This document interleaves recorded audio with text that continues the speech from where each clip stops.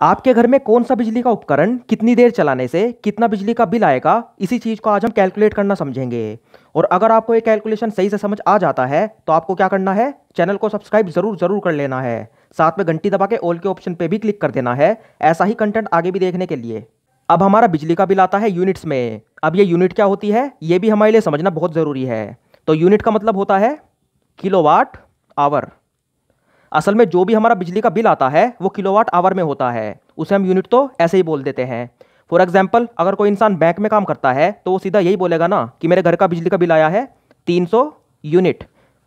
उसे क्या मतलब कि किलोवाट आवर क्या होता है, क्योंकि उसका इलेक्ट्रिकल से कोई संबंध ही नहीं है। लेकिन अगर आपका इलेक्ट्रिकल से संबंध है, जो कि आपका है, तभी तो आप ये वीडियो देख रहे हो।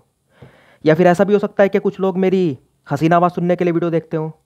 अरे ये कुत्ते के रोने की आवाज कहाँ से आ रही अबे है? तू। खैर, यूनिट का मतलब होता है किलोवाट आवर। अगर हम यहाँ पे 300 यूनिट की बात कर रहे हैं, इसका मतलब हम 300 किलोवाट आवर की बात कर रहे हैं। अब यहाँ पे एक सवाल और उठता है, ये जो किलोवाट आवर है ये असल में है क्या। फॉर एग्जाम्पल, अगर कहीं पे लिखा है 2 किलोग्राम, तो इस किलोग्राम को देख के आप समझ जाओगे कि हम यहाँ पे वजन की बात कर रहे हैं। ऐसे अगर कहीं पे लिखा है 2 मीटर, तो इस मीटर को देख के समझ जाओगे कि हम लेंथ की बात कर रहे हैं। तो यहाँ पे जो किलोवाट आवर है, इस पे हम किसकी बात कर रहे हैं। अगर हम बोल रहे हैं 300 किलोवाट आवर, तो इसका मतलब क्या हुआ। तो असल में जो किलोवाट आवर है इसका मतलब होता है एनर्जी, यानी कि ऊर्जा।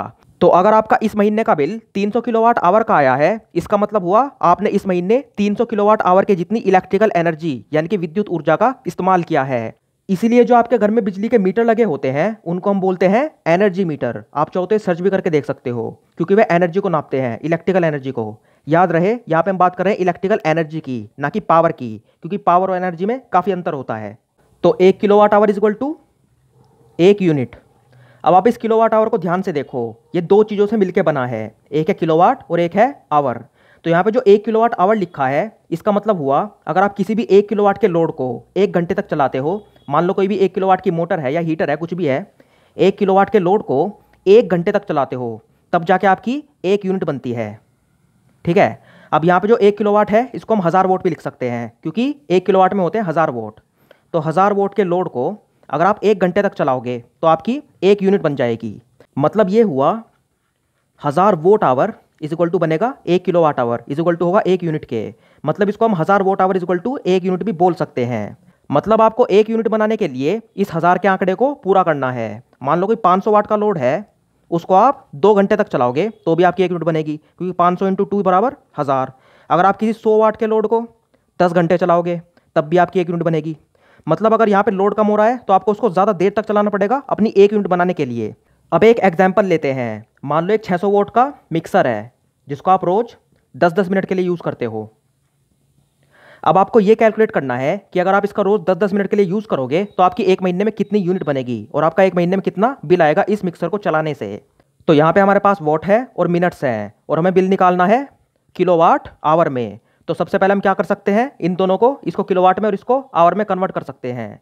अब वोट को किलोवाट में कन्वर्ट करने के लिए हम क्या करते हैं, इसको 1000 से डिवाइड कर देते हैं। मतलब 600 बटा 1000 इंटू मिनट्स को हम घंटों में कन्वर्ट करने के लिए क्या करेंगे, 10/60, क्योंकि 1 घंटे में होती है 60 मिनट्स। जो भी आपकी मिनट्स है उसको आप 60 से डिवाइड कर दोगे, आपका ये घंटों में कन्वर्ट हो जाएगा।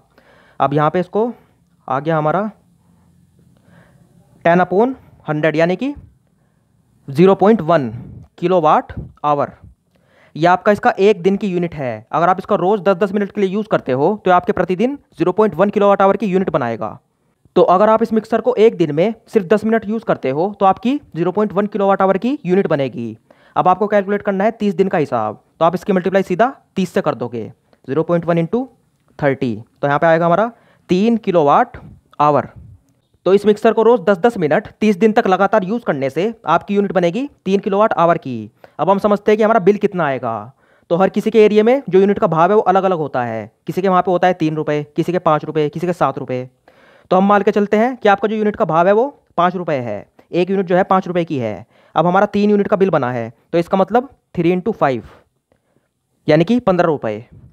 मतलब अगर आप एक 600 वोट के मिक्सर को रोज़ 10-10 मिनट लगातार 1 महीने के लिए यूज़ करते हो तो आपको उस महीने का बिल जो है इस मिक्सर की वजह से 15 रुपये बढ़ने वाला है।